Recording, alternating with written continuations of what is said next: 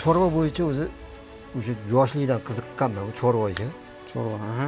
Rossiyada yurdim. Rossiyadan kelib o'zimizda ham bo'ldi, uyimda ham bor edi. Sotib yo'qotdim men o'zim.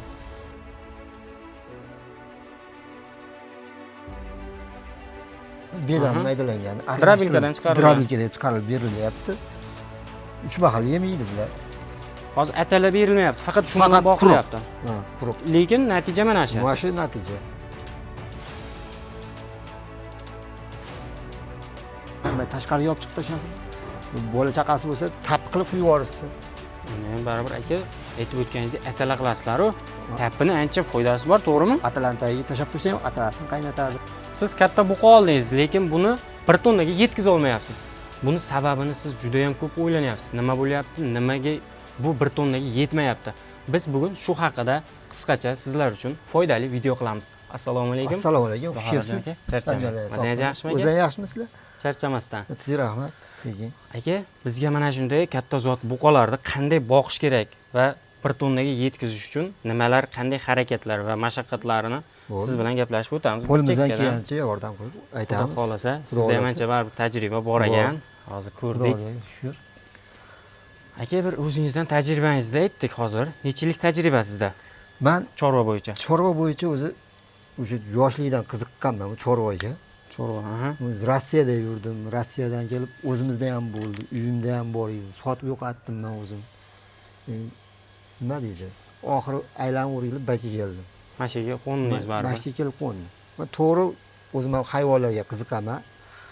Rossiyada 3 yil, 4 yil boqqanman. 3 yil, 4 yil. Buzoq boqqanman. Yosh buzoqchalar. Yosh Zotdor buqa bunaqa mollarni bolalar chaqlarni? Bolachilarni. Xonajin ko'proq aytdi endi sut yo'nalish uchun boqiladi ularda. Novostalarini sotib olishadi Rossiyada. Sut yo'nalishlarini boqiladi. O'sha xonajinlarni boqib olamiz. Misol 300 ta, 350 ta bo'zak boqqanman. Bo'zak boqqansiz. Bo'zak boqqanman. Misol men qo'limda 3 oylik, 4 oylik buzoqlar 1 yashar bo'lib chiqib ketardi. Aka, keyin yana bitta narsani hozir kuzatuvchilarimizga tushuntirib qo'yishimiz kerak. Bu nimaga asoslanib chorvadan, bu odamdan naqa olyapsan, ma'lumot olyapsan deyish mumkin-da. O'shaning uchun sizdan olib qo'yapman, baribir tajribaga ega odamsiz. To'g'ri. Keyin yana bitta narsani kuzatuvchilarimizga tushuntirib bersangiz ozgina, qisqacha qilib. Rossiyada yosh buqachalarni boqqansiz. Bu yerda ham baribir o'sha yosh buqachalarni boqadigan akalarimiz bo'lishi mumkin. O'shalarga ham Rossiya formasini tushuntirib bersangiz, qanday boqilgan va nimalarga e'tibor berish kerak? E'tibor berish uchun Rossiya o'sha buzoqchalar boqish suti endi buzoqchalarga nima? Bitta 100 ta bo'lsa, 150 ta bo'lsa 80 litr sut olib keladi. O'shanga iliq qaynoq suvimizdan qo'shiladi. Oxiriga quyib beriladi. Oxiriga quyib beriladi. Ichadi, ichgandan keyin orqasidan silosini beradi. Bizda endi karmi ko'rma kam. Karmi ko'rma. Bizda yo'q hisobda. Bizda endi kunjarak, kepak aralashmadan ichidan sepib qo'yadi. To'g'ri. Silos tepasiga. O'shan bilan boqsa bo'ladi. O'sha bilan boqsa bo'ladi bizda ham. O'zbekiston sharoitida ham. O'zbekiston sharoitida ham bo'ladi. O'sha deb aytganim, bu endi yosh buzoqchalar katta bo'lish uchun yeyish kerak. To'lka sut bilan emasda u. Yeyish kerak, o'sha silosini tashlaydi.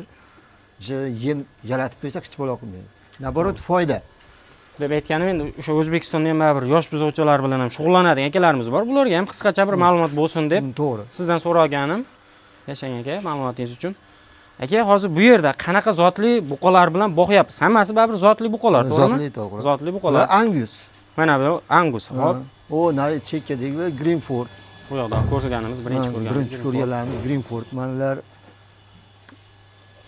Shavali deyiladi, keyin yana bir nimasi bor. Avlikol deyiladi. Avlikol deyiladi. Men rossiyskiy anguslar, men rossiyskiy angus bilan mana bu amerikanskiy angusning nima farqi bor aka? Go'sht yo'nalishidami yoki ikkalasi ham bu jicha yo'g'onroq. Bu yo'g'onroq bo'ladi. Bu yo'g'onroq bo'ladi unga qaraganda. Go'shtni amerikanskiy baribir ko'p qiladi. Ko'p qiladi. Baribir narxida ham farqi bo'ladi. Narxida ham farqi bo'ladi. Bu o'zimiz Qirg'iziston shved parodasi. Anguslar bilan birlashaveradi. Birlashib qo'yaveradi, bemalol. Bu aka tish yorganmi bu? Buzoq. Hali buzoq bu. Hali buzoq. Voy. Bu hali buzoq. Hali tish buzgan yo'q. Ko'pchilik ishonish qiyin, lekin buzoq hali. Buzoq. Hozirgi holatda bir 600 kilo keladimi? 600 kilodan teparog'ida ham bo'lishi mumkin. 600 kilo teparog'ida keladi. Hozir molimiz yotibdi, ko'rishlaring mumkin. Bularni bezda qilishni xohlamadik. Aka, mana bu yerda suv idishlarini ham ko'rishimiz mumkin. Buni nomini nima deyardi? Hozir rosa internetlarda ham chiqyapti. Bu nomini kimdir bilsa kommentariyada yozib qo'yasizlar. Bizga ham foydali bo'ladi albatta. Aka, buni foydali tomonlarini aytib bersangiz. Buni foydali tomonlari postoyanniy suv turadi. Обязательно suv bo'ladi. Обязательно suv bo'ladi. Misol, hali to'y hashamlarga ketib bo'lsangiz ham sug'ora olmadim deb o'ylamaysizda, bu postoyanniy suv turadi. Postoyanniy o'zi turib, tumshug'ida ezib ichaveradi. Chorvador akalarimizning og'riqli mavzusida bu suv bera olmay qoldim. Suv bera olmay qoldim. Agar ishchisiga osilib qolishi mumkin-da. Qo'lda ishchisi bo'lsa, sen sug'ormagansan, vaqtda qaramay. Mana uni qo'ysa, postoyanniy yonida suv bo'ladi. Bu isboti bilan bo'ladi bu. Ha, postoyanniy suv bo'ladi, postoyanniy mol o'zi xolagan paytda turib ichadi. Bu nafaqat katta fermalarga ham emas, bir uyda bir 5 ta 6 ta mol boqadigan akalarimiz ham shuni o'rnatib qo'ysa, Foydasi zo'r. foydasi zo'r. Hali yosh bolalarini ham Bemalol uyda ishini qilaveradida, borib olib molim sug'or edmaydi. Tayyor o'zi nima qilsa bo'ldi, tushadi. Yengillik bu aka, chorvador akalarimiz uchun ta'sir yengilligi. Lekin haqiqatan dahshat. Aka, bu yerda hozir berilayotgan yem mahsulotlari nima bilan boqyapsiz? Hozirgi mana shu 500 kilo 600 kilo qo'lardi. Ular atalardan to'xtatildi. Atalardan to'xtatildi. 3 kun bo'lyapti. Issiq o'tib, atalardan to'xtatib, quruqqa o'tdik. Quruqqa silosga somon, bedana qirqitib aralashtirib berilyapti. Shunaqa qilib berilyapti. Bu 500 kilolik holatga. Aka, bu tomonda 1 tonnaga oshiq buqalarni ham ko'rdik, to'g'rimi? Ko'rdik. Ularda ham qanday boqilyapti va nimalar qilinyapti? Shular haqida ham bizga ozgina qisqacha tushuncha berib o'tasiz aka. Bularga keyin-chi? Bularga ham shu ashuna qilib. Voy, ko'sdik. Bularga atalarni ham bu ham o'sha barobar to'xtatilgan atalasi. Atalar To'xtatilgan, hozir yeb quruq qo'ydik. Aralashma o'sha beda, o'sha silos. qisqacha emas, bir to'liq qilib aytib o'tib ketavering. Nima? Silos, somonni maydalangani, bedani maydalangani, Drabilkadan chiqarilib berilyapti. 3 mahal yemaydi bular. Hozir atalar berilmayapti, faqat shuni bilan boqilyapti. Ha, quruq. Lekin natija mana shu. Mana shu natija. Lekin dahshat aka, to'g'risi. Bu natija aka, ko'pchilik men mana shunaqa qilib boqaman deydi. Yana buni bir siri bormi? Bir rejim bilan boqiladi. O'sha rejimga qo'yish kerak. O'sha rejimida boqsa, rezultatni oladi. Rezultat olinadi. Olinadi. Agar rejimdan chiqib ketib qolsa, olinmaydi. Aka, yana bu katta buqalarni boqyapsiz. Soat nechidan nechigacha rejimi bormi? Soat nechidan masalan? Soat ertaman 6 da yemini yeydi. Ertalab 6 da yeydi. Обязательно 6 da. Og'ziga tegadi yem 6 da. Yemi tegadi. Og'ziga. Yaxshi. Ki obedda soat 1 da yeydi. Обязательно 1 da yemi yeyiladi. Obedda 1 da qanaqa yem beramiz? O'sha aralashmamiz beramiz. Ko'rgan yemimiz, Ko'rgan yemimiz beramiz. Yeb bo'lgandan keyin sug'oriladi. Sug'oriladi. Suv обязательно berish kerak aytib o'tganingizdek. Aka, atalarni qanaqa foydali tomonlarini bilasiz va atalarning foyda tomoni zo'r. Atalar suvlantiradi molni. Atalar suvlantiradi. Suvlantirgandan keyin o'sha mollar sekin yemga tayyorlashni boshlaymiz. U atalarda ham semiradi bu. Ko'pchilik aytadi, atalar bilan men unaqa qilmadim, baraka topmadim, molimga bir atalar effekt bermadi deydi. Etini bo'shashtiradi. Suv yurtiradi. Yurgizadi, etni bo'shashtiradi, keyin tayyor qilib beradi. Tayyor qilib bergandan keyin tayyorga yemni olib kelib beryapsiz, mol o'zgaryapti. Tonna bo'lish uchun baribir atalar berish kerak. Berish shart. Berish shart. Shunaqa. Bu yerda hozir aka, mana buni aytib o'tdilaring. Hozir kelganimizda birinchi baribir qiziqdik videoda emas, lekin o'zida 1 tonna 80 kilo chiqdi dedi 40 kun oldin. 40 kun oldin. Shu rostmi? Rost. Hozirgi holati 1 tonna 200 ga boradi. Borib o'tishi ham mumkin. Buni bugun oxirgi kuni, hozir aytganlaringdek qassobga chiqaramiz. Go'shtni narxi qancha olib qolinyapti aka? 105 mingdan 110 minggacha. 105 ming. Qassob bilan kelishilishga qarab, ha, qarab. Yaxshi. Aka, mana tuzni ham bizga ozgina tushunchasini bersangiz, tuz nimaga qo'yib qo'yilgan? Oldida turish kerak. Mol tuzsirab qoladi o'zi. Postoyanniy tuz tursa, mol xotirjam bo'laveradi.